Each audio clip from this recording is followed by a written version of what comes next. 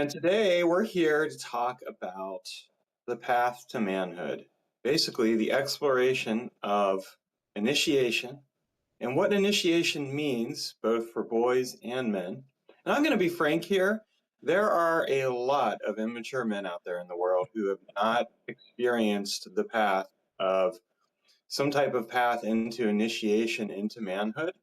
And so they're going around and they're kind of dangerous, man, in some ways, and that's not a good thing because a lot of times they're operating from a place of immaturity when it comes to their emotions, to their sexuality, to their desires, and all these other things. And it's not that it's wrong for a man to want to have sex or it's wrong for a man to want to connect with other people and have friendship or anything like that. If anything, I think a lot of times what we're missing out on is a deeply rooted connections with each other as men and with the world around us. And a large part of that is because we don't have a proper initiatory experience for men that was there at one time. What are your thoughts on this, Richard? Totally agree. I think all, you know, 11, 12, 14-year-olds are going through a process of figuring out my body's changing. So, boys are getting hair on their genitals, girls are going through puberty in a very profound way. And they know that they're becoming adults. They're still in sort of a secure place. Someone is paying for their home. They've got a dry, bed to go into at night. The bills are paid, but they know that they're graduating up to something. And women, at the very least, have this moment where they realize I now have the capacity to do something that boys can't do. Um, and that is a profound step into maturity. What's the corollary for boys if they don't have something similar? And then how, as you just said, Taylor, how does that then progress into that boy's growth into being a man? Yeah. So one, I want to note we do have a couple people who've joined us live. Thank you. And if you end up having questions or comments as we're filming this, feel free to drop those in, and we'll answer them and respond to them. And it's an interesting thing because, like, when I think about my own childhood and teenage years, like, I can't really think of a clear instance where I was like, okay, here you are, you're stepping into a new level of responsibility. I mean, I think the closest would be getting a job at 14, Right? but for me, that job at 14 wasn't, it was just kind of like, okay, I need to go out and make some money. Now, a lot of kids don't even get to start working until like they're 16 or 17 now, which kind of blows my mind in some ways. Um, but I started a job when I was 14. So now I sound like an old fart here, but there you go. When I was your age, I'm I older than was you. You're working. not a fart. No, I know, I'm just having fun with it. But I mean, it's just kind of one of those cases where it's like, it's one of those things. But then I think, like, okay, at 16, I could get my license. I didn't actually start driving until I was 17 or 18, and I think Right? that was a good thing, actually. I could vote when I was 18, and I could legally have alcohol when I was 21. And note the word legally there because I think most kids generally have alcohol before them, but there wasn't any clear sense of, okay, you have stepped into Right. masculinity. Here's what to expect. Here's the results that you need to be thinking about. Here's the ways that you need to be showing up in the world differently. It was just like, no, there was an absence there. And I didn't realize it until much later in my life, until about 45. But I keenly missed that absence because I didn't have a sense of here's the men who are going to lead me away. Now, you shared an interesting story with me yesterday or the other day, actually, about your first job and how you actually did kind of have an initiation. So tell us a bit about that because it was really fascinating to me to hear that. I mean, I was really blessed. I had so many things that I was not responsible for that were brought into my life in these early stages of, growing into a man that definitely left an indelible mark on me. And what you're referring to is that so my mom and dad owned a lumber yard. That was the family income. And it was assumed that when a boy turned 14 in our household, you then worked in the summertime at the lumber yard. You did not have a choice. It was a way to reduce the need for seasonal staff. So you helped reduce the cost and increase the profits for the lumber yard because I didn't get paid. I did receive tip money. The guys I worked in the back of the yard, brothers who were older than me worked in the showroom. And as a result, I had to start driving a forklift. I decided I was going to learn how to drive the manual transmission flatbed trucks. We had two flatbed trucks. So now at 14, 15, 16 years old, I'm doing these things that are kind of manly. I'm hauling lumber on my shoulder, I'm going on deliveries. And as a result, I kind of went through, without me even knowing it, this initiation to manhood. Plus, I'm now hanging around with much older men all day long, 5 or 6 days a week. So I'm getting this repetition of, information, data points about being a boy and being a man that over 7 or 8 years of working at my parents' lumberyard, I think was my initiation. Yeah, it's fascinating. It actually reminds me of the book Iron John by Robert Bly because in there he talks about like the need for boys to go through an initiation where essentially they're quote unquote taken away from their mother and they're taken out somewhere and they're with other men and they're going through this same process and then they're brought back, but their mother and the woman in their lives treats them differently because they've now quote unquote become men, and in a real sense like you had that experience, just not, it wasn't necessarily formalized, but the fact that you went out there and you're working 6 days a week, and yeah, you were still living at home, but ultimately you were having to grow up and take on a level of responsibility. Yeah, And that's the key word there is responsibility. Like I think that's the thing that I think so many men like need is that sense of I'm taking on a sense of responsibility, a drive, and a purpose for my life right. that is going to allow me to show up in a specific way and start recognizing how I contribute to society. And I'm not talking about this from the notion of, okay, you have to go out there and be the provider and take care of everything, which a lot of men sometimes feel a lot of pressure around. I'm talking about it more from the sense of, oh, okay, here I am in my life. There is like a sense of mission and purpose here. What am I doing to contribute to the world around me? And I don't think that those are necessarily one and the same. Yeah, in many ways, they're not one and the same.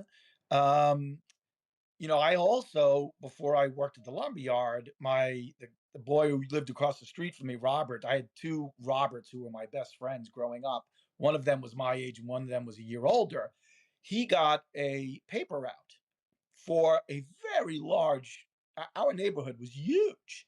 And so, taking on that responsibility with Rob, and having to do that every morning before I went to school in the winter time when it was freezing cold, that was another sort of initiation for me because you had to make sure that the papers were delivered on time. You had to get it done real fast because you had other obligations. You had to go collect the money because there were no, you know, hit PayPal. You went to the door once a week and requested the payment from the subscribers to Newsday. It was out on Long Island, and so I had many forms of.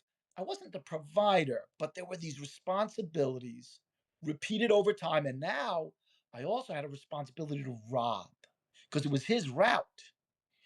And so, it depends on how we give boys responsibilities that make them cognitively start to realize the world's not about me. There's something bigger here going on. And there's both this responsibility and reward for that responsibility because now I had cash. And a lot of my other male friends did not. So, there was also that male, oh wow, it sets me apart because I'm putting that effort in. That's true. No, that's true. I mean, that was one of the experiences that I had at 14. It was like, oh, Now I come home and that money's mine. It's no one else's. I can do whatever I want with it. I Yeah. saved a lot of it because I was told like, hey, save your money. And I thank you, mom. That was a good thing. But it was one of those cases where it was like, hey, you actually have that ability to bring something in as well. You get to exchange this time and this effort in order to get something in return. Yeah. A quick note again, we've had a couple more people join us. If you have questions or comments as we're going through this live interview, feel free to drop them in. We're happy to respond to them. I always love it when people ask questions or share their thoughts. It just makes it more interesting and engaging. Yep. This kind of brings me to right now, which is like when I was 45, which is a few years ago now. I had an experience where I'd broken up with the person I was with at the time. It was a rebound relationship that had come after my second divorce, so not a good idea because I got into that relationship only a couple months after the divorce. Like so anyone who's watching this now or forever, like more like if you get broken up with or divorced, wait at least 6 months before you get involved with somebody else. Please do yourself that favor. It is one of the hardest things you could do, but it's one of the best things you could do. I say hardest because I know that like when you get broken up with or whatever, it does hurt at that moment, but still give yourself time. Anyway, this person broke up with me in a really harsh way, and I was kind of like, what am I going to do? What do I do about this? Like, I don't know how my place in this world. I don't know how to show up for myself. I was going through the existential crisis that I really ought to have gone through when I was a teenager, but had not. Hmm. That initiatory experience. And that's what led me to men's work. That's what started getting me to read Iron John. It got me reading some other books because I realized like I did not have a fundamental way to orient myself to the world around me that made sense. I was feeling lost. I was feeling stuck. And I knew that like everything I was doing was not working. I was making the same mistakes in relationships that I'd made before. It was like, if I can't get it right now, I'm not going to get it right in the future until I figure this out. And that's what I found for men in general, that a lot of times what leads men to men's work is a fundamental crisis where they finally realize like, I can't handle this alone. It's too much. And they have a choice. They have two choices. They either end their lives, which a lot of men do. I'm just going to call it for what it is. That there is a reason why the suicide rates for men are so much higher, or they go and they start getting some kind of help. Now, you've also been through similar circumstances. You've been divorced and stuff like that. So, what's been your experience around that? My marriage lasted about 26 or so years. 26? Yeah, about 26 years. Um, it was not a happy marriage for most of it, and it was, equal responsibility on both sides of the equation. But, you know, without going into the details, um, the divorce started in 2013, but the separation emotionally really started in like '05, '06 because of some extenuating circumstances. And it was around that time that, I was trying to figure out, how do I stay in this relationship? Because I've got 3 children. I have an impression about what I need to do to help them flourish.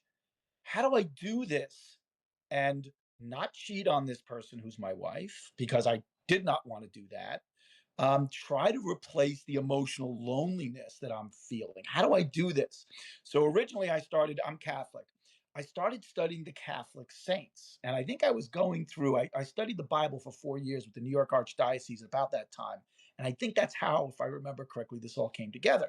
So I'm studying the saints, and I'm reading Teresa of Avila, and I'm reading St. Augustine, and I'm, the Desert Fathers. And I'm like, okay, there's this concept of trying to figure out a higher meaning that lessens the pain of the material emptiness.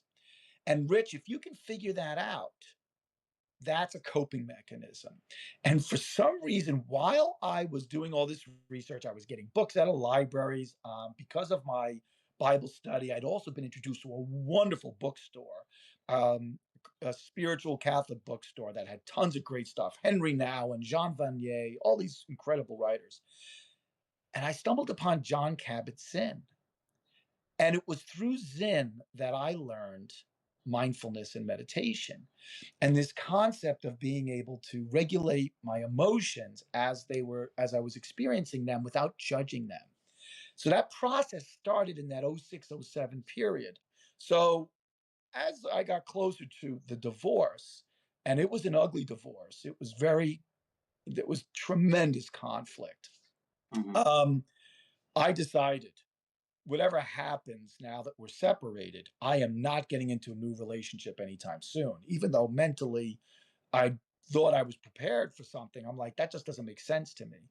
So I think, mindfulness and meditation helped me, like, push away the need for fulfilling my life with someone. When I did start a relationship, about 10 months after the divorce was filed, and I was like, you know what? I'm interested in companionship, not necessarily love, certainly not to fill something because my divorce isn't final. So that doesn't make sense, is to invite a woman into something where I can't necessarily say, when the hell is this going to end? And I started having sort of these, companionship relationship with a woman that did grow into love. Um, but when that broke up for a host of reasons, I did what you just said. I said to myself, I am taking a minimum of 6 months off. And because of my meditation and mindfulness practice, I was able to do it without any tremendous trauma. Then, when the next relationship came along, and that lasted about 4 years, when that broke up, I made a commitment to myself. I don't really need anybody in my life. So I'm going to take a full year off. And just by happenstance, a very old friend of mine from a previous employer had moved back to New York. And why Mark Zuckerberg took her post and put it in my newsfeed, I have no idea, because we barely had any contact with each other. That post became a, hey, you're back in New York? Yeah, why don't we get together? And we swore we were just going to get together as friends, and that blossomed into something that's over 3.5 years old now. So I guess the moral of all of these stories is, developing, a greater purpose and an understanding of how the world works, and that, trying to fill it, um, intentionally with some woman, at least for heterosexual cisgender men, that to me is not a strategy that works for me. I am so much better off working on myself, really grounding myself again, and then somehow that person comes back into my life, and they're taking a good life and helping it be more expansive. This actually, this is a really interesting point too. There's a saying that I really have found to be impactful, which is, you're not competing against all the other people that could be with me. You're competing against the happiness and contentment of my life on my own. And I think it's true. Like, Yep. what I found that I think a lot of I'm just going to speak. I'm a heterosexual cisgender man, so that's what I'm going to speak to. Right. That's what I know. So that's what I'm speaking to. What I found for men that are of that particular orientation and experience is they tend to center women in their lives in a way where they make them the center of everything, and they orient their lives around them so much. And then when that relationship doesn't work out, they don't know what to do. And what they've done is they've displaced the emotional burden of their emotions. And I say Right. burden purposely, but they put the emotional labor onto that relationship and put all that pressure on there, because it's like they're trying to get back to mom. This goes back again to that lack of initiation in my Uh-huh. experience, because they haven't learned how to they haven't learned how to create a healthy relationship with themselves. They haven't necessarily learned how to create healthy relationships with other men, which is absolutely essential. Hmm. So they put all that burden on women. I mean, that was certainly the case for me. That was a huge part of the realization I had. Here I was continuing to put the emotional labor and the emotional burden on women. And it wasn't that I didn't do some of that work on myself. I mean, I've been meditating since 2004. I had a pretty good idea of like some of my inner stuff. I was probably a smidgen more aware than most of the men out there at the time, so I'll give myself a bit of credit there. But still, when I think about it, I still displaced a lot of that burden onto women, and this is where that male initiation and experience is so essential, because it does tap us into also that greater sense of like, well, what is my purpose in the world? So that if and when I'm with somebody, I'm able to be with that person, and I'm not making them the center of my universe. Rather we are enhancing each other's lives. And I like to, I love it right now. Like the person I'm with now, my beloved, it's very clear to me that having her in my life makes my life better than it would be if I was on my own. And my life would be really rich and happy if I was on my own. I Right, know that I could walk away from that relationship and be okay. And a huge part of that is because there are men in my life. right, And you know, I think that that's really a key thing. So for me, to kind of continue my story from earlier, after I started working on men's work, I remember the very first time I got onto a Zoom room. It was through Mankind Project. They had like an online meeting, and I was scared. Like, here I am. I'm going to admit that I'm feeling alone. That I've fucked my life up. That things aren't going all that well. They're going to judge me. right. That was the thought that went through my head. And this is the thought that I think goes through so many men's heads who've not had these initiatory experiences. And, and a Right. couple of men share, and I'm suddenly like, oh my gosh, I'm not alone. Here's this other man who's going through a divorce. Here's this other man who like feels really unhappy with his career. Here's all these other things. And I'm like, wow. It was one of the most profound moments of my life, because I realized I wasn't alone. And I think that that is an actual aspect to this initiatory experience, at least for middle-aged men. That's what I'm going to call it. Middle-aged men have this realization of, oh my gosh, I'm not alone in the world anymore. You know, you're making me try to think now how much of what, you know, being a 14-year-old, learning how to drive a forklift. I mean, I there was an occasion where I had to drive our step up van. We had a we had two flatbed trucks and a very large box van. And one of our trucks was broken down, and someone drove me. Uh, I'm forgetting how, but somehow I had to go there and then drive the box van back while we fixed the flatbed. And Whitey, our foreman, followed me back. And here I am. I don't have a license. I wasn't even in driver's ed yet. And here I am driving like 15 miles back, not 15 miles, 10 miles back to the lumberyard. And I wonder how much of all those experiences um, kind of gave me what you just said, this ability to say, I create my life. I have confidence. I have some level of agency that a woman's affection toward me doesn't determine my worth. I'm trying to think through now the periods of my life and like how much of that worked. You know, my first job out of college. So living on Long Island, my first job out of college was in Lake Placid, New York. I lived in Saranac Lake.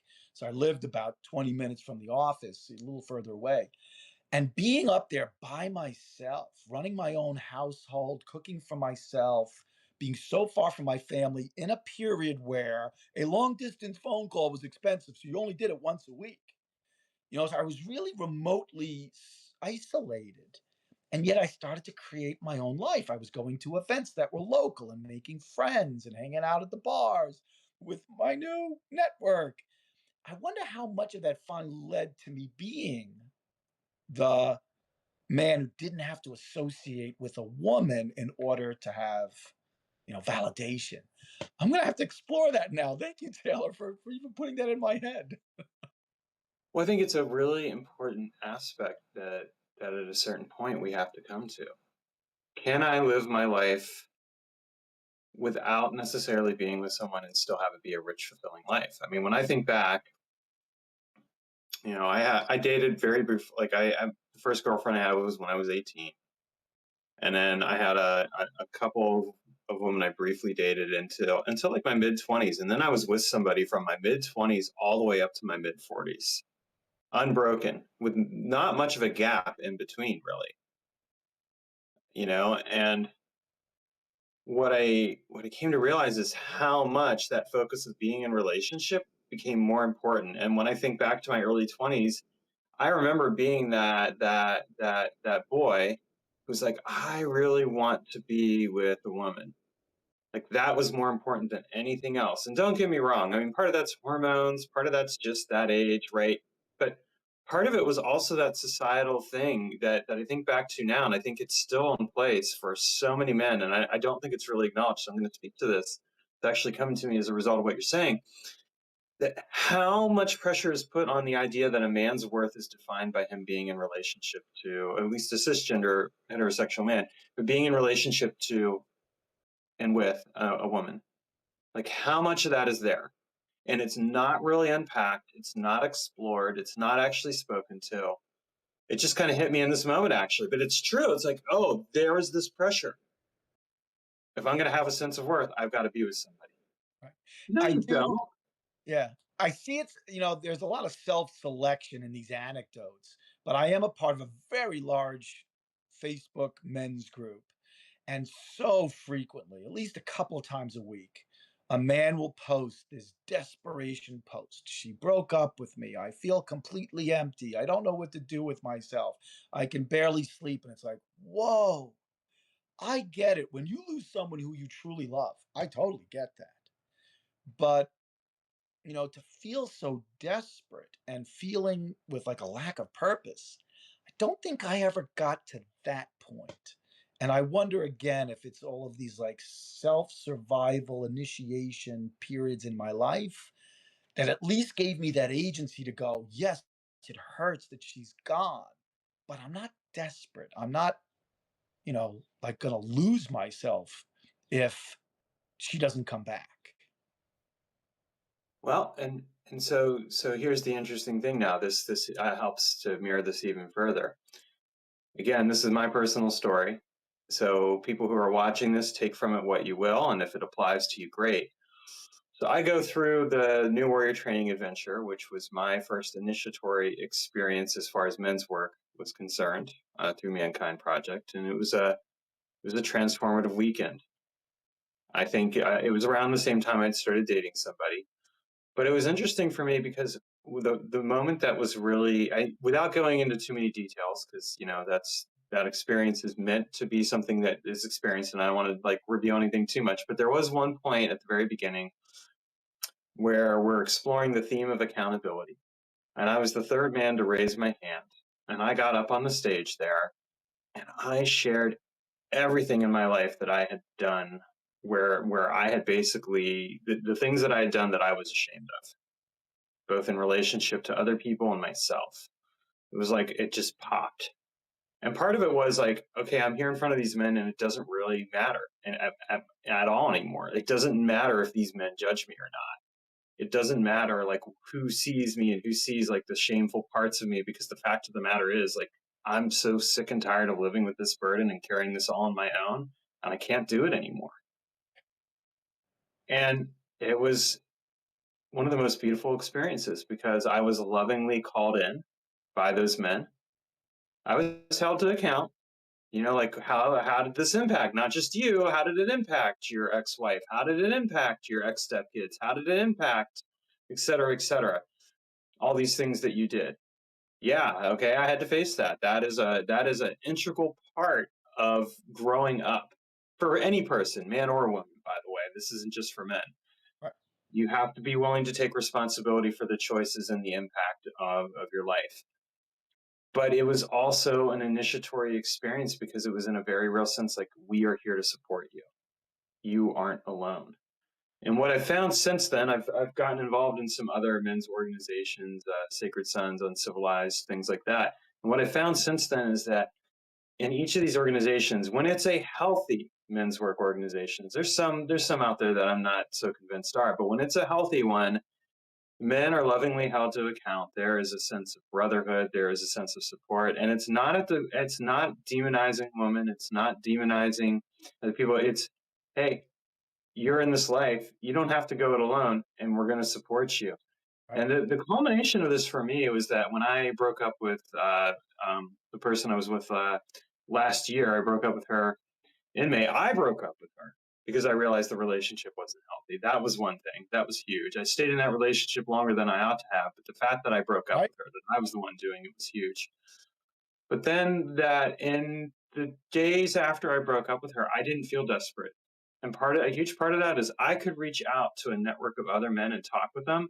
And also, I had my mission and purpose. Like I knew what I wanted to do with my life. Men's work, my spiritual work, like all of those things were more important. And it was really about reclaiming my life on my terms. And I think that's the power of initiation, is that a man comes out of that the other side and it's like, oh, what is my sense of purpose and mission? What am I going to do with my life, regardless of who else is there? And what can I do to have the support network where I can share what's going on with me? And I'm not putting it all on one person. I have other people I can share with, and those people can handle my intensity. Because at the heart of every man, what I've found in working with other men and with myself is that men have a fundamental question: can this other person handle my intensity? Hmm. I would, I may not have used the word intensity. I think for a host of reasons in my life, it would be, can this person handle my shame? That Mm. burdens that I carry. And is it, growing up a Catholic? Is it the way that my father like created this separation between feeling guilty about doing something and feeling ashamed? Because I think there are distinctions, very powerful and lasting distinctions between guilt and shame. As much as I love my dad, there were things about him that, as I was growing up, until he was in his 50s, he got wrong as a father. And I've tried not to be that same man. But that would be, to me, is when you said you felt like you could step up on that stage and you just didn't care. There was no shame for you. You were just able to unload it all because, in your mind, shame's not part of the equation here. It's me just saying to people, I am accountable for this, this, and this. That is a healthy way to approach, to me, the things that burden a lot of men. Well, it's an interesting point. I mean, I definitely agree with you that shame is an integral part of the experience. I think that men carry their shame deep within them. I Yeah. mean, when we're told, push your emotions down, Right. big boys don't cry, Right. you're not allowed to feel, you're not allowed to show, right to the point where even the idea of a man feeling emotions is seen as, well, he's being in his feminine, which I don't agree with at all. Exactly. It's like, no, no, no, no, no, no, no. You feeling emotions is not you being in your feminine. You feeling emotions is just you feeling emotions. That's a human thing. Thank Just you. like a woman feeling her emotions is a human thing. It doesn't Right. mean she's in her feminine. It means she's feeling her emotions. How she expresses them and is you may be socially programmed a certain way that is viewed as feminine, just as how a man experiences things may be socially programmed, but that does not make that experience anything different. I mean, really, at the end of the day, that's why I kind of find this polarization interesting that I see. There's this real move. It's like, well, we want men who are in their masculine. We want women who are in their feminine. You know what I want? I want presence. I want awareness. Yes. Presence over polarity, Yeah. please. It's not about polarity. That polarization actually reinforces all the unhealthy beliefs and perspectives. It reinforces the patriarchal, you know, push down on all of us, because Yeah. it's like, okay, you have to occupy a certain role. You have to occupy a certain role. I don't want the pressure of having to occupy a certain role. Yeah.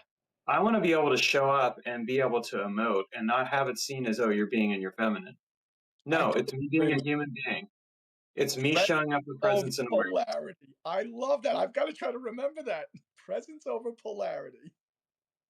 Yeah, it's really absolutely essential, because when I am fully present and landed and grounded and with you, like I am right now, like we are like fully here, Yes.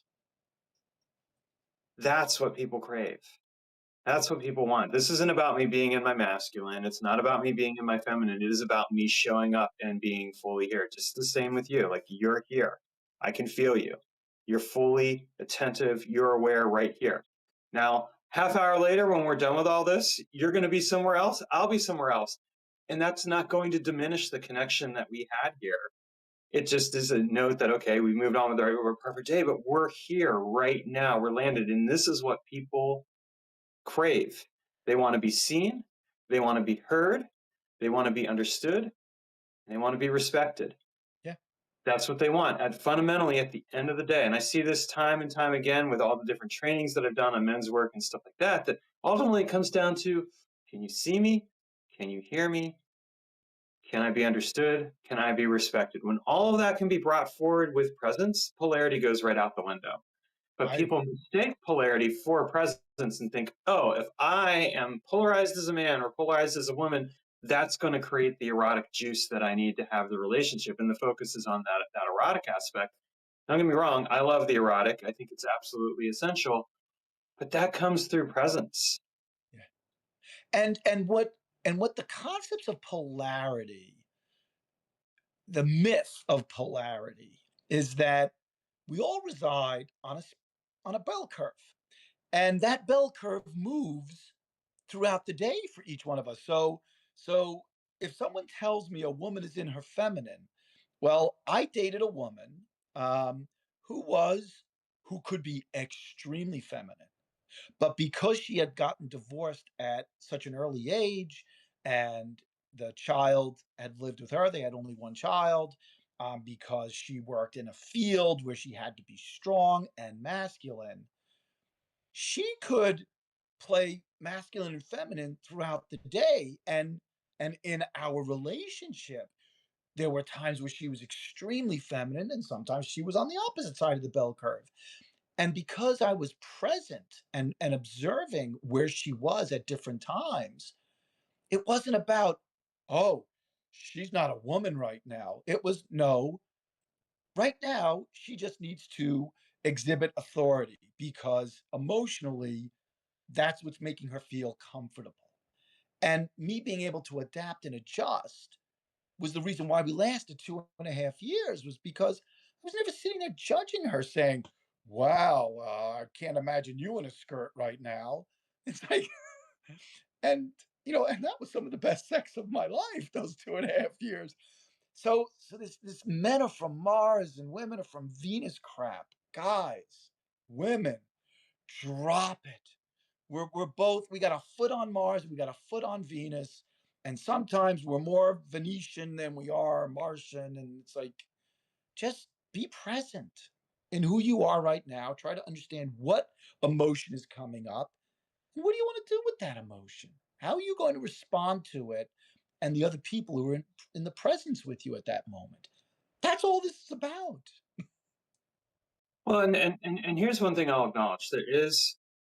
There is a biological truth that, like, a woman's experience as far as her cycle goes is going to be different. I mean, her body is going through changes 28 days. Yep. You know, day one is not going to be the same as day two. Day two is not going to be the same as day five. Whereas men don't have that same experience because they're not dealing with a body that is literally changing its environment in order to be ready to potentially give birth, or to, be impregnated and then give birth down the lines. Right. That's a reality. And I Yeah. think that's the one critique I have of people who are like, well, there's no biological component to it. There is a biological component. Yes. We need to acknowledge that there is a truth to that. Right. Taking that out of the equation is not all goes on the opposite end. That's where I think feminism goes wrong. It's like, oh, there's no biological determinism. Well, there isn't, and there is a biological aspect to this that has to be acknowledged. I know I track my beloved cycle, and because I'm able to do that and keep track of it and pay attention to what's going on with the changes that she's going through, it helps me to stay fully attuned and attenuated to her and what is going on with her. But that's still about presence. It's me showing up with presence. And I don't, and if she has to take on authority or whatever else, I'm like, okay, that's you stepping into something that you need right now to be safe. Exactly what you said earlier. It doesn't change my experience of her. at all as a person. And again, note that I use that word person Right. very purposely because it's about being connected with that presence. And it's being aware that, yeah, there may be certain biological things that are going on, but that doesn't determine everything. And at the same time, we don't need to subscribe to the societal rules and ideas either. What Right. we really need to subscribe to is how can I show up and be fully present and aware with the people I'm with, whether that's And another, ultimately, yeah, that's the playing field leveler, right. because there can be biological differences, and being aware of them says, I know that this particular person has this going on, and I don't have to react to that negatively. The the trope, oh, she's on her period this week. That's such an awful trope. Look, her body is going through something. It may trigger hormones in such a way where she's more easily emotional. She may feel physically in pain. There are real things biologically going on in this person. But why are you applying a judgment to it? Because a present person, a mindful person says, that's what's going on. The same way that someone who has a chemical tendency, a biological chemical tendency towards addiction, towards depression, you don't judge a person for being an alcoholic. You say they have gotten to the point where they have been unable to regulate their alcohol intake, but we know that the brain processes certain chemicals in alcohol where they don't have the capacity to regulate it as easily as I do. I had an alcohol problem in my 20s. I'm pretty sure I don't have the same problem that, like, Chris Mullin, the famous St. John's basketball player who then went on to play in the NBA. Chris's dad was an alcoholic. When Chris had a problem with alcohol, he went to see doctors about it, and also, went through AA. And what he learned was is that there's an enzyme that he was not capable of regulating intellectually because it was a biological problem. So you're going to judge Chris for being an alcoholic, or are you going to say to yourself, this is a man who's got a tendency that's biological. He needs to work at it. He needs to be accountable for being aware that he's got this problem, but we don't judge him for it. So there's sort of like corollaries between, you know, females and males, where, and obviously alcoholism can be present in a woman, where we can say, remove the judgment, be present, and react with the knowledge. it and that takes away all of the emotion about, oh god, I'm gonna have to put up with this for a week or whatever. Cut that crap out. It's like you're disavowing a biological difference. Well, yeah, there's that. There's another interesting facet to this too, and this kind of goes back to this initiatories to kind of bring it back to the initiatory stuff as we get close to wrapping up here. Yep. And it's that, one of the benefits that I found with going through an initiatory experience, and it sounds like you had this kind of moving forward in your life, but I'm curious if that's the case. But one of the benefits that I came out of is that before I had gone through my weekend initiation with Mankind Project, and then later on other experiences with men, my phone book for the most part in my phone was pretty desolate. It had a few numbers in there, and most of them were women. But after I went through that experience, I started having my phone book blew up. Like if I look on my phone now, most of the names in there are men, and I can text or call or connect with them at any time. And it was because what I did is I started to create and form these meaningful relationships. I started being able to reach out and connect with them. And I'm curious, was that like, because you went through this experience early on as a teenager and stuff like that. Is that something that you carried forward with you in your life? Or did you ever have a period of time where you weren't necessarily connecting that much with other men? I think I've always been able to do connecting. What I have found, and I think it's mostly socialization, is that men are not good at reciprocating. That, I have had a very small circle of men who have been able to share with me extremely personal things that reflected a vulnerability. But it was like a moment in time to try to continually reconstruct those moments with increased vulnerability sharing. I can do it. I have one really good male friend who for a solid 10 years we were going through some things emotionally and we were very vulnerable with each other. It's not as much lately for a variety of reasons, but I find men struggle with this so much. And maybe it's because the men that are immediately in my life, really, they're my age. I run with a group of men and women who are much younger than me, 25 to 30 years younger than me, on Saturdays here in town. And it's amazing to me. Those men want to hug me when they see me. We're talking about emotional things. There's this one fella, can't be more than his mid to late 20s. We all went out for coffee one day and he came up to me afterwards and he said, "You're such an inspiration the way that you share things. I really appreciate hearing your stories. I'm learning so much about life." And I'm like, wow. Do we share phone numbers? No, not yet. But I don't get that from men my age. And I hear from younger men that they do have much more emotional and vulnerable relationships than people to my end of the spectrum. Well, I mean, that's ultimately like the goal for men's work is that someday we don't even have to do this work Yeah. because we've been able to take apart the societal programming, and because we're able, men are able to connect with each other in that way. I mean, for me, once I started going and having these different experiences and stuff, I started reaching out to other men and connecting with them. And now, like, I'll sit in circle and we'll talk about stuff. And afterwards, I'll be hugging them and I'll tell them that I love them and everything else. And that's just reality for me to say that. Like, I'm comfortable with it. Right. Being able to say to a man, I love you is like one of the most wonderful experiences. And it's one of those cases where it's just this real, raw, and honest connection.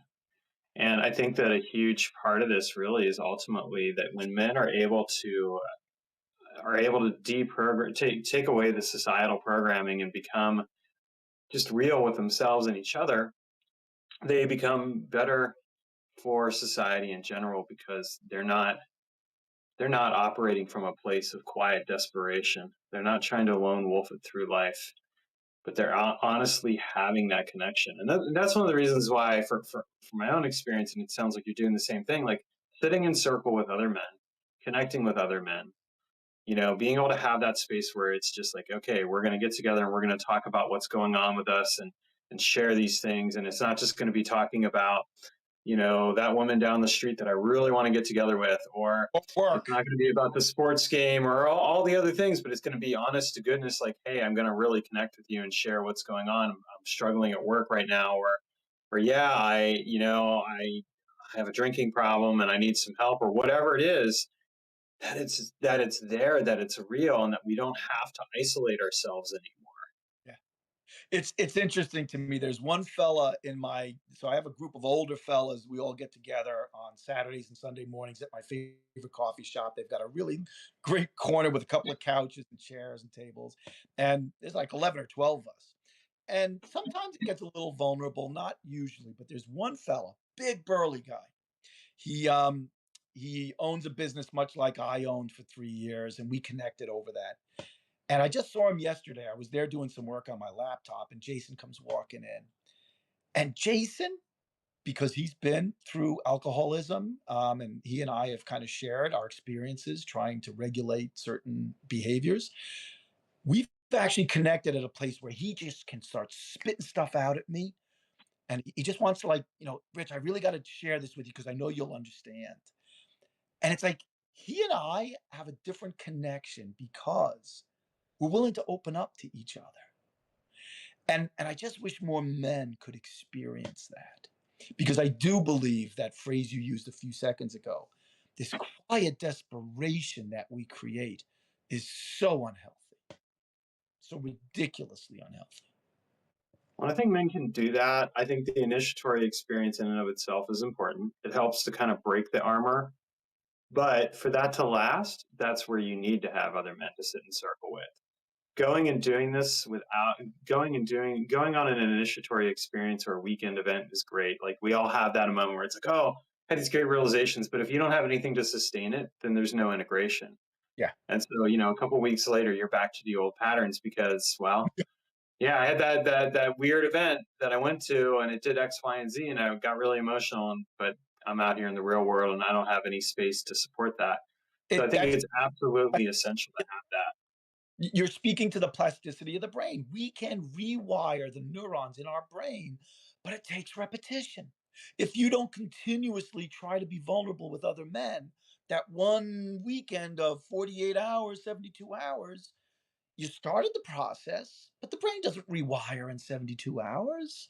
So you've not normalized that inside your brain. Because in the end, let's face it, when we say that, my soul, my heart, whatever, yeah, but it's the way your brain works that creates the soul of a person, the heart of a person, these emotions and the way you use emotions.